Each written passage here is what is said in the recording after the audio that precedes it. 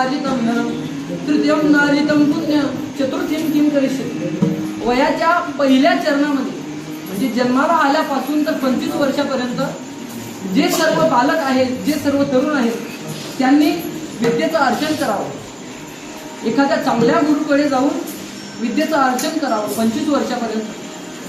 त्यानंतर वयाच्या द्वितीय टप्प्यामध्ये, द्वितीय चरणामध्ये द्वितीयं नार्जितं धनम म्हणजे दुसऱ्या टप्प्यामध्ये, द्वितीय चरणामध्ये जे आपण विद्या कमवलेली आहे हे फक्त संसारी माणसांसाठी आहे। तर जे आपण पहिल्या टप्प्यामध्ये विद्या कमवली आहे त्या विद्येच्या जोरावर द्वितीय टप्प्यामध्ये द्वितीयं नार्जितं धनम म्हणजे दुसऱ्या टप्प्यामध्ये धनाचा संचय करायचा। पण तो कसा?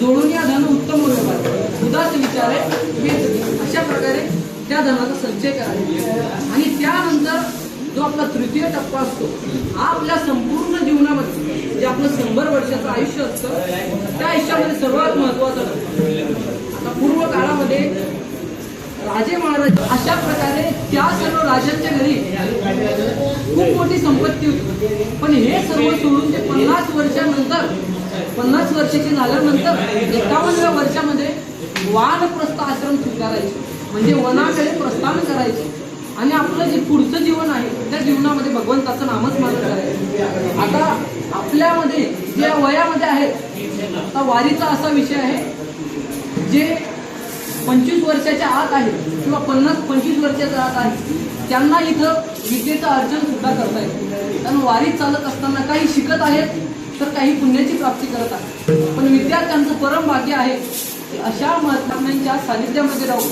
आम्हाला शिकायला पण भेटत आहे आणि आमचं पुण्य पण होत आहे।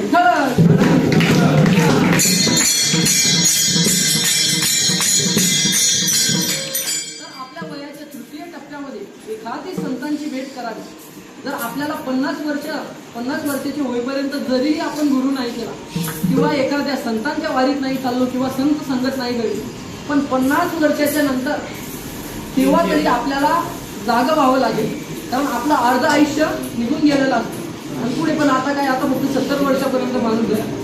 मनुष्याचं जीवन तरी आपल्या प्रमाणांमध्ये आहे। अल्प आयुष्य मानव देह शतगणिले अर्ध राहते काय मध्ये बाळक